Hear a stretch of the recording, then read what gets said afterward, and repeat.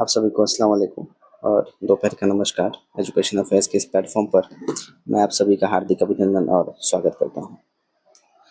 आज हम लोग समझेंगे कि बीते काल में विभिन्न धर्म की शिक्षा से भारतीय शिक्षा को प्राप्त नियामक दृष्टि की व्याख्या विस्तार पूर्वक हम लोग करेंगे कि बीते काल में जो धर्म की शिक्षा से लेकर के भारतीय शिक्षा तक की आखिर क्या नियामक दृष्टिकोण रही है, क्या उसकी दृष्टि रही है, उसके विषय में हम लोग विस्तार पूर्वक समझेंगे। तो जैसा कि जानते हैं हम लोग कि भारतीय शिक्षा का इतिहास हजारों साल पुराना है और यह विभिन्न धार्मिक और दार्शनिक परंपराओं से गहराई से प्रभावित रहा है। वैदिक काल से लेकर के बौद्ध धर्म, बौद्ध हो गया, जैन हो गया, मुस्लिम और ईसाई धर्मों तक प्रत्येक ने भारतीय शिक्षा प्रणाली को अपनी नियामक रेगुलेटरी विजन प्रदान की हैं। तो जैसे कि हम लोग जानते हैं कि जो भारतीय शिक्षा का इतिहास रहा है वो बहुत ही हजारों साल पुराना रहा है। जिस प्रकार से इसमें वैदिक काल के बाद से जैसे बौद्ध हो गया, जैन हो गया, फिर मुस्लिम, ईसाई, फिर उसके बाद प्रत्येक जो भारतीय शिक्षा प्रणाली रहा है उन्होंने अपने अलग अलग इसमें दृष्टिकोण दिए, अलग अलग प्रकार से जो है शिक्षा का व्याख्या किया है, उसमें अलग अलग प्रकार की व्याख्याएं की हैं। तो अगर नियामक दृष्टि की बात करें यहाँ पे एक शब्द आया नियामक दृष्टिकोण, जिसे हम लोग रेगुलेटरी विजन कह रहे हैं। तो इसका अर्थ क्या होता है कि उन सिद्धांतों और नियमों और मूल्यों से है जिन्होंने क्या है शिक्षा के उद्देश्यों, पाठ्यक्रम और शिक्षण विधियों और संस्थागत संरचनाओं को क्या किया है, आकार देने का कार्य किया है।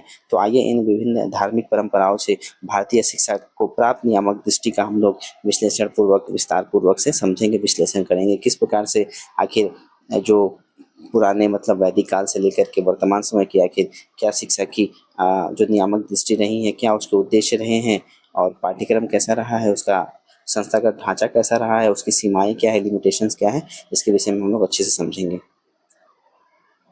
तो यहाँ पे समझते हैं कि जो नियामक दृष्टिकोण का विस्तार है वो किस प्रकार से हुआ है अलग अलग परंपराओं में। तो सबसे पहले इसमें वैदिक और ब्राह्मणवादी शिक्षा आ जाती है, जिसमें वैदिक एंड ब्राह्मणिक एडुकेशन आ जाता है। फिर उसके बाद बौद्ध और जैन शिक्षा से संबंधित हम लोग उसके नियामक दृष्टिकोण को और उसके जो उद्देश्य है उसको समझेंगे। फिर मध्यकालीन जो मुस्लिम शिक्षा है, फिर इस्लामिक, जब बौद्ध और जैन के बाद इस्लामिक रिवोल्यूशन आता है या इस्लामिक जब एजुकेशन आता है उसके विषय में देखेंगे। फिर वर्तमान में मतलब आधुनिक शिक्षा जो कि ईसाई क्रिश्चियन के द्वारा लाए गए थे और जो कि अभी भी कई जगह चल रहे हैं इसमें संशोधन करके, तो इसके विषय में भी हम लोग समझेंगे। तो आइए देखते हैं कि करके सबको की वैदिक और ब्राह्मणवादी शिक्षा की, वैदिक एंड ब्राह्मणिकल एजुकेशन।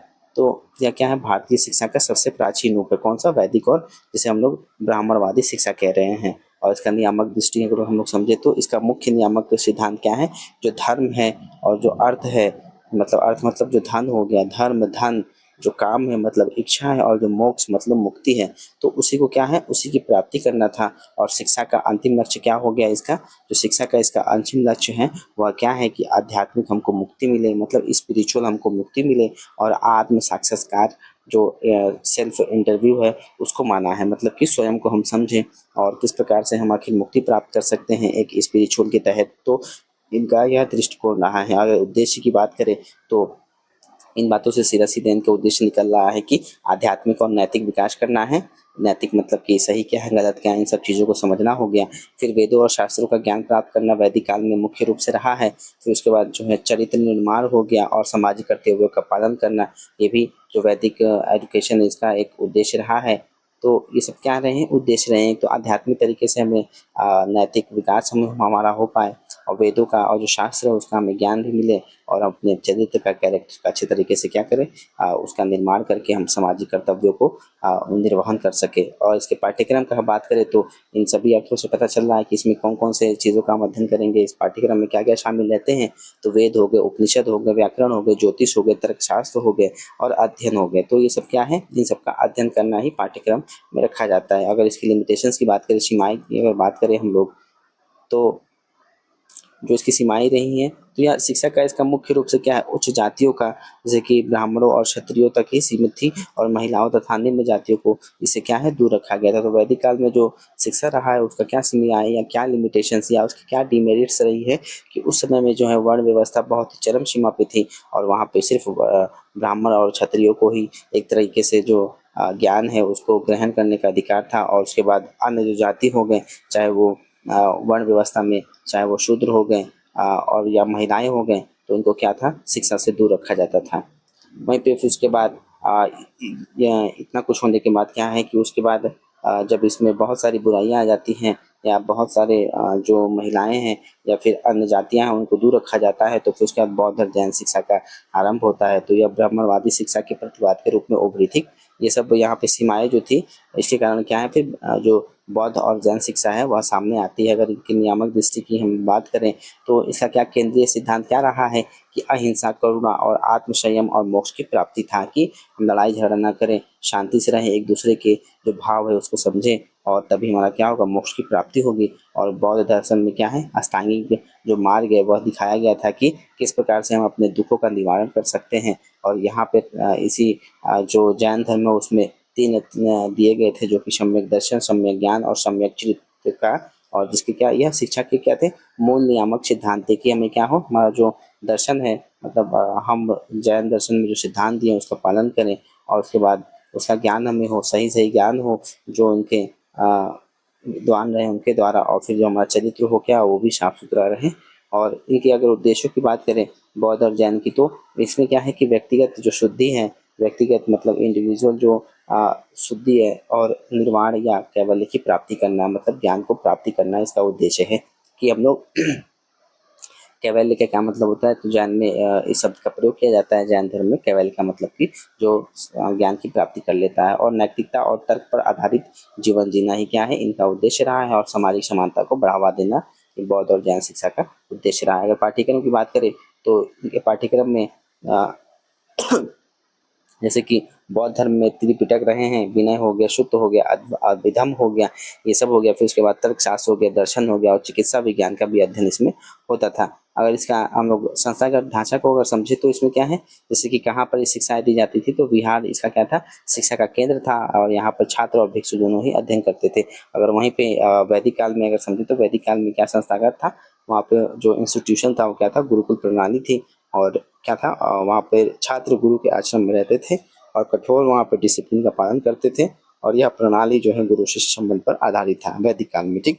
और यहाँ पे क्या आ जाता है, यहाँ पे विहार आ जाते हैं जहाँ छात्र और जो भिक्षु है वहाँ पे अध्ययन करते थे। जैसे कि अगर हम लोग बौद्ध शिक्षा के उदाहरणों की बात करें कहाँ पे लेते थे, तो जैसे कि नालंदा हो गया, विक्रमशिला हो गया, तक्षशिला हो गया, जैसे प्रसिद्ध विश्वविद्यालय क्या है, बौद्ध शिक्षा के केंद्र रहे थे। जहाँ न केवल भारत से ही बल्कि चीन से भी लोग, कई सारे यात्री आकर के यहाँ अध्ययन किए और धर्म का जो प्रचार प्रसार है इन्होंने किया था।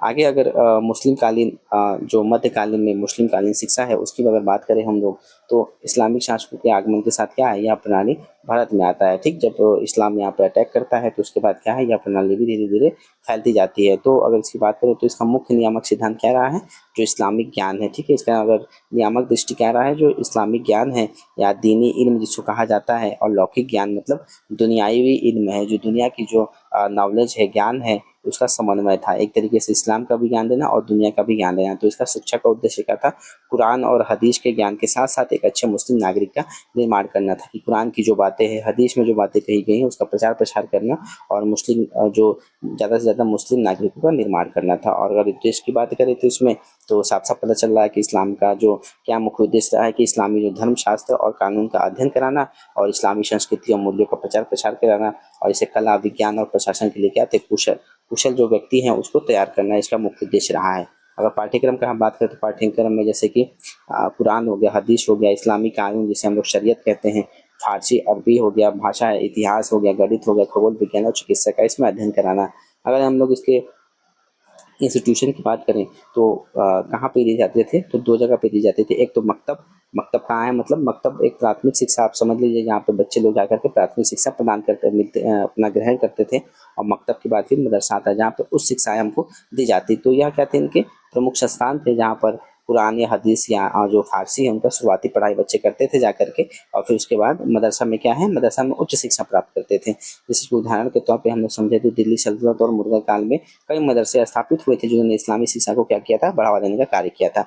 वहीं पे हम लोग आधुनिक ईसाई मिशनरी शिक्षा की अगर बात करते हैं तो इसका अगर कब मान लीजिए ब्रिटिश औपनिवेश जब आते हैं, जब ब्रिटिश आते हैं यहाँ भारत में 1600 शताब्दी में, तो उसके बाद क्या है, जो ईसाई मिशनरीज है, मतलब ईसाई जो वहाँ पे ईसाई का प्रचार प्रसार करने वाले मिशनरीज रहे थे, उनके द्वारा यह स्थापित किया जाता है। अगर कि नियामक दृष्टि की हम लोग बात करें तो इसका क्या मुख्य उद्देश्य रहा है, या सॉरी मुख्य नियामक दृष्टि क्या रहा है, सिद्धांत रहा है कि ईसाई धर्म का प्रचार प्रसार, मतलब जितने भी धर्म जिस अनुसार आए तो उन्होंने उस प्रकार से अपना कार्य किया एक तरीके से। तो अब यहाँ पे ईसाई आ रहे हैं तो ये लोग क्या करेंगे, ईसाई का धर्म का प्रचार प्रसार करेंगे।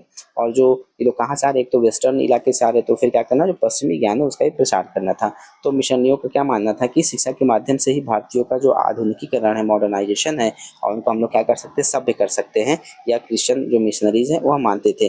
अगर इनके उद्देश्यों की बात करें तो ईसाई धर्म का प्रचार हो गया और धर्म का जो परिवर्तन है वो कराना, और पश्चिमी जो विज्ञान है, साहित्य और दर्शन का ज्ञान प्रदान कराना हो गया। और उसके बाद अंग्रेजी भाषा के माध्यम से क्या करना, ब्रिटिश प्रशासन के लिए लिपिकों और कर्मचारियों को तैयार करना था। ठीक, ये लोग आए थे तो क्या करना कि उनका मेन मकसद था कि हम लोग अपना ही ज्ञान दे करके ऐसे भारतीय को तैयार करें जो हमारे लिए काम करें। और इसके पाठ्यक्रम की बात करें तो पाठ्यक्रम में बहुत कुछ था इनके, जैसे कि बाइबल हो गया, अंग्रेजी भाषा, पश्चिमी विज्ञान, गणित और इतिहास पर इन्होंने क्या किया, जोर दिया। अगर इनकी इंस्टीट्यूशंस की बात करें, हम लोग संस्थागत ढांचा की बात करें तो इन्होंने क्या किया, पूरे भारत में मिशनरी स्कूल और जो कॉलेज है स्थापित किए, जो वर्तमान में आज भी चल रहे हैं। और यह औपचारिक शिक्षा प्रणाली की क्या करते हैं, एक नींव भी रखते हैं, जहाँ पे एक स्ट्रक्चर्ड वे में एक स्कूल या कॉलेज कंडक्ट होता है, सही समय पे चलता है, सही समय पे सिलेबस होता है। तो कहीं ना कहीं ये इन्हीं की देन है जो वर्तमान समय में आज भी चल रहा है, और उसमें कई सारे संशोधन किए जा रहे हैं। जैसे कि अगर इनके उदाहरण की बात करें, कहाँ कहाँ पर इन्होंने इस तरह के जो कॉलेजेस स्थापित किए थे, तो जैसे कि वर्तमान में हम लोग देखते हैं सेंट जेवियर्स कॉलेज हो गया, उसके बाद और भी कई संस्थान हैं जो मिशनरी स्कूल की शिक्षा प्रदान करते हैं।